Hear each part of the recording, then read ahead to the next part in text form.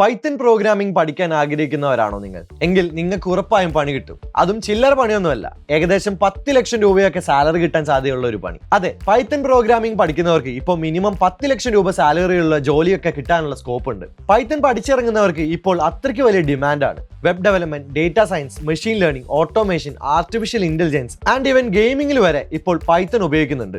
Google, Facebook, Netflix, Instagram പോലുള്ള വമ്പൻ കമ്പനികളും അവരുടെ പല തരത്തിലുള്ള ആവശ്യങ്ങൾക്കായി പൈത്തൺ ഉപയോഗിക്കുന്നുണ്ട്. അങ്ങനെ ചുരുക്കി പറഞ്ഞാൽ tech, finance, health care, automation അങ്ങനെ എല്ലാ മേഖലകളിലും ലോകമെമ്പാടുമുള്ള പൈത്തൺ പ്രോഗ്രാമേഴ്സിനുള്ള ഡിമാൻഡ് ദിവസം തോറും കൂടിക്കൊണ്ടിരിക്കുകയാണ്. പൈത്തൺ പ്രോഗ്രാമിംഗ് പഠിച്ചവർക്ക് എത്തിപ്പെടാൻ സാധിക്കുന്ന ചില ഹൈ പേയിങ് ജോലികൾ ഏതൊക്കെയാണെന്ന് നമുക്കൊന്ന് നോക്കാം. ആദ്യം തന്നെ ഡേറ്റാ സയന്റിസ്റ്റ്. ഏകദേശം 8 ലക്ഷം രൂപ മുതൽ 30 ലക്ഷം രൂപ വരെയാണ് നിങ്ങൾക്ക് ഈ ജോലിയിൽ ആനുവൽ സാലറി ആയി ലഭിക്കുന്നത്.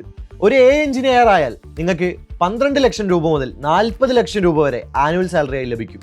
അതുപോലെ തന്നെ ഒരു ഫുൾ സ്റ്റാക്ക് ഡെവലപ്പർക്ക് 6 ലക്ഷം രൂപ മുതൽ 20 ലക്ഷം രൂപ വരെ, ക്ലൗഡ് എഞ്ചിനീയർക്ക് 10 ലക്ഷം രൂപ മുതൽ 35 ലക്ഷം രൂപ വരെ, ഡേറ്റ അനലിസ്റ്റിന് 6 ലക്ഷം രൂപ മുതൽ 18 ലക്ഷം രൂപ വരെ. അങ്ങനെ പോകുന്നു കണക്കുകൾ. സോ പൈത്തൺ പഠിച്ചാൽ ഒരു നല്ല കരിയർ സെറ്റ് ആവുമോ എന്നുള്ള നിങ്ങളുടെ പേടിയൊന്നും ഇനി വേണ്ട. നിങ്ങൾക്ക് മുമ്പിലുള്ള പോസിബിലിറ്റീസിന്റെ എണ്ണം ഇപ്പോൾ തന്നെ അധികമാണ്. പക്ഷേ ഇങ്ങനെ വർഷം തോറും ഡിമാൻഡ് കൂടിക്കൊണ്ടിരിക്കുന്ന പൈത്തൺ പ്രോഗ്രാമിംഗ് കോഴ്സ് എങ്ങനെ പഠിക്കും? അതിലൂടെ എങ്ങനെ ജോലി നേടും? അതാണ് അടുത്ത ചോദ്യം. എന്തായാലും ആ പ്രോസസ്സിനെ നമുക്ക് ചില ഘട്ടങ്ങളാക്കി തരംതിരിക്കാം.